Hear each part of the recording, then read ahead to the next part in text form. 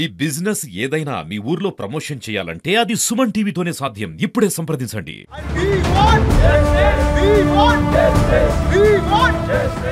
నా పేరు Aditya. As a student యాక్టివిస్ట్గా ఇవాళ రాష్ట్ర వ్యాప్తంగా state universities and deemed universities basis పైన పలు చర్యలు తెలంగాణ యూనివర్సిటీస్ యాక్ట్ బేసిస్ పైన 45A and 45F sections basis పైన ఆధారంగా చూసుకుంటే ఇవాళ రాష్ట్ర వ్యాప్తంగా ఎన్నో మార్పులు చేర్పులు చేయాలి. గతంలో చూసుకున్నట్టయితే కనుక ఈ యొక్క తెలంగాణ రాష్ట్రంలో కాకుండా భారతదేశ వ్యాప్తంగా విద్యాశాఖలో చూసుకుంటే మనకు ఇంటర్నల్స్ అనేవి 40 మార్క్స్ అనేవి ఉంటే ఎక్స్టర్నల్స్ అనేవి 60 మార్క్స్ పెట్టేది. కానీ ఇప్పటి నుంచి స్కిల్ డెవలప్మెంట్ ఆధారంగా మనము చూసుకొని ఇవి వైస్ వర్సా వేసేసి స్కిల్ డెవలప్మెంట్ ఆధారంగా చూసుకుంటే ఇంటర్నల్ మార్క్స్ అనేవి 60 మార్క్స్ ఉండాలి, ఎక్స్టర్నల్ మార్క్స్ అనేవి 40 మార్క్స్ ఉండాలి. ఏ విధంగా అంటే ఈ రెసిషన్ ద్వారా ఎవరికి కూడా ఉద్యోగ అవకాశాలు లేవు.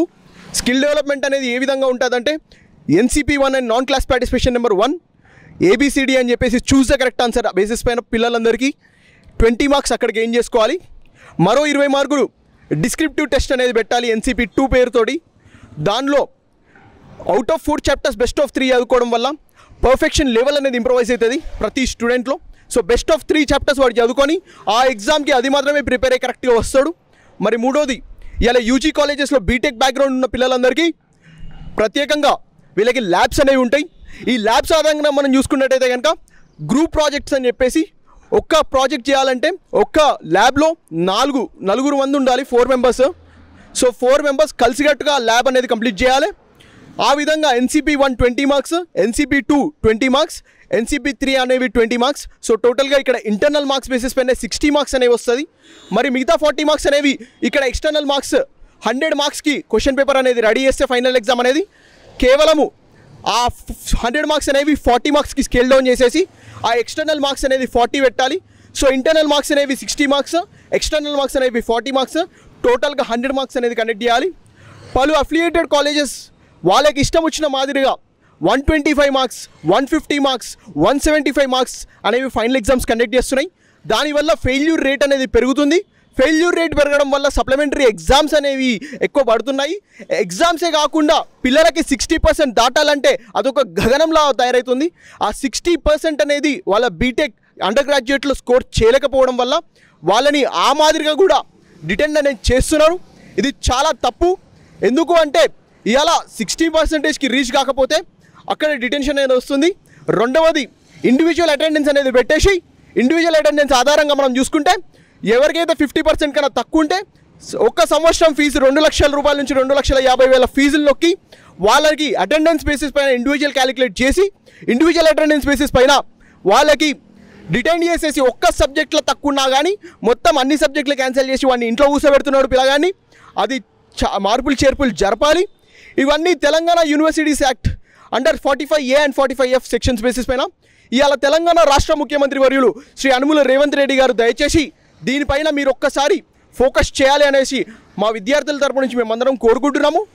మరి internal marks, external marks, attendance కానీ, డిటెన్షన్ రూల్ కానీ, మరోటి క్రెడిట్ బేస్డ్ సిస్టమ్స్ అని చెప్పేసి ఒక్కొక్క సబ్జెక్ట్కి 3,000 నుంచి 5,000 అనేవి ప్రతి ఒక్క విశ్వవిద్యాలయంలో ఉన్న అఫిలియేటెడ్ కాలేజెస్ అనేవి తీసుకుంటున్నాయి. ఇందులో కూడా మీరు ఒక్కసారి ఫోకస్ చేసి పలు మార్పులు చేర్పులు చేయాలి అనేసి మేము ఈ యొక్క మీడియా సమీక్ష మేము ప్రత్యేకంగా కోరుకుంటా ఉన్నాము. ఇవాళ నేను ఒకటే చెప్తా ఉన్నాను, ఇవాళ ఎంతనో ఫెయిల్యూర్స్ అనేవి ఎక్కువ మంది అవుతున్నారు. ఈ పాస్ పర్సెంటేజ్ రావాలి అంటే వాళ్ళకి ఒత్తిడికి గురై మెంటల్ స్ట్రెస్ అనేది అవుతుంది ప్రతి ఒక్క విద్యార్థికి. అంతేకాకుండా సప్లిమెంటరీ ఫీజులు అనేవి రక్తాల్లో అయినట్టు తాగుతున్నారు. అది నిజంగా చాలా బాధాకరమైన విషయం అని చెప్పేసి ఇలా ఈ యొక్క మీడియా సమీక్షంగా నేను తెలియజేస్తూ ఉన్నాను.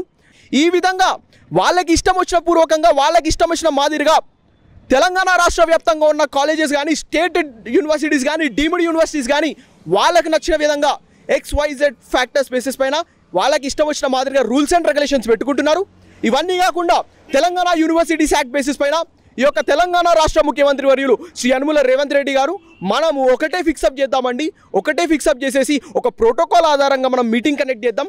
మాలాంటి విద్యార్థులందరం మేము ఆ మీటింగ్లలో పాల్గొని మాకు నచ్చిన రూల్స్ అండ్ రెగ్యులేషన్స్ని మేము నార్మ్స్ అండ్ కండిషన్స్ని మేము డిజైన్ చేసి మనము వాటిని మాత్రమే ఇలా ఈ యొక్క తెలంగాణ రాష్ట్ర వ్యాప్తంగా ప్రతి ఒక్క అఫిలియేటెడ్ కాలేజెస్లో కానీ, ఆటోనమస్ క్యాంపస్లో కానీ, స్టేట్ యూనివర్సిటీస్లో కానీ, డీమ్డ్ యూనివర్సిటీస్లో కానీ ఇవే మార్పులు చేర్పులు చేసి ఒకటే ఫిక్స్డ్ స్కెడ్యూల్ బేసిస్ పైన ఆ నార్మ్స్ అండ్ కండిషన్సే ప్రతి ఒక్కరు ఫాలో అయిపోవాలి అని మేము చేయాల్సిన ఈ మార్పులు చేర్పులు మీరు చేయవలసిందిగా మేము ఈ యొక్క మీడియా సమక్షంలో మేము మనస్ఫూర్తిగా కోరుకుంటున్నామండి. పలువురు కాలేజీలలో పిల్లలు ఈ వయసులో ఉన్న వాళ్ళు ప్రతి ఒక్కరికి ఉడుకు రక్తం అనేది చాలా ఎక్కువ ఉంటుంది. దీనివల్ల వీళ్ళకి వివిధ ఆలోచనలు, స్ట్రైకులు చేద్దామన్న ఆలోచనలు లాంటివి వస్తాయి. ఈ స్ట్రైకులు చేయడం వల్ల మొన్న ఒక పలానా యూనివర్సిటీ, ఒక డీమ్డ్ యూనివర్సిటీలో ఇదే వరంగల్లో ఒక్కొక్క స్టూడెంట్కి ఆ సీసీ కెమెరాలలో క్యాప్చర్ చేసి మరి ఒక్కొక్క స్టూడెంట్కి 50,000 రూపాయలు ఫైన్ అనేది వేయడం జరిగింది. ఇవాళ నేను అడుగుతా ఉన్నాను, 18 నుంచి 22 సంవత్సరాలు ఉన్న పిల్లగాడు 50,000 రూపాయల నుంచి 1,00,000 రూపాయల వరకు ఫైన్లు వేస్తే ఆ 50,000 నుంచి 1,00,000 రూపాయలు వాళ్ళ ఇంట్లో తెలియకుండా వాడు ఏడికెళ్ళి తీసుకొచ్చి ఆ ఫైన్ కడతాడనేసి ఈ యొక్క మీడియా సమక్షంలో నేను ఇలా ముక్కుసూటిగా అడుగుతా ఉన్నాను. అంతేకాకుండా ఈ యొక్క స్ట్రైకులు అనేవి మానుకోండి. ఏది ఉన్నా శాంతియుతంగా మనం కొనసాగిద్దాం. ఏదున్నా మార్పులు చేర్పులు అనేవి ఈ యొక్క తెలంగాణ రాష్ట్ర ప్రభుత్వంలో వారి యొక్క తెలంగాణ యూనివర్సిటీస్ యాక్ట్ అనేది దాని ఆధారంగా మనము ఫాలో అప్ అయిదాము.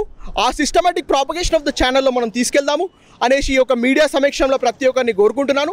ఎటువంటి స్ట్రైకులు కానీ ఎటువంటి చేయొద్దు. పైగా ఇవాళ చూసుకున్నట్టయితే ఈ జెన్జీ జనరేషన్ అనేది 2001లో స్టార్ట్ అయిన ఈ జెన్జీ జనరేషన్ అనేది వీళ్ళందరిది కెరియర్ ఓరియంటెడ్. ఇదివరకు ఉన్న వాళ్ళు వేరు, ఇప్పుడున్న వాళ్ళు వేరు. ఆనాటి తెలంగాణ సాయుధ పోరాటాలలో ఎంత ఉడుకు రక్తం ఉన్నదో ఇవాళ ఈ యొక్క ప్రతి ఒక్క విద్యార్థిలో ఆ ఉడుకు రక్తం అనేది కనిపించదు. దయచేసి ఇప్పుడు మార్పులు చేర్పులు చేయాలి. మీరు దయచేసి స్ట్రైకులు అనేవి నిర్వహించొద్దు. శాంతియుతంగా తీసుకెళ్తాము. ఈ రేషియోస్ మేము చెప్పిన డిమాండ్స్ అన్నీ మనం కోరుకునేవన్నీ మీరు చేయవలసిందిగా మేము మనస్ఫూర్తిగా కోరుకుంటూ ధన్యవాదములు.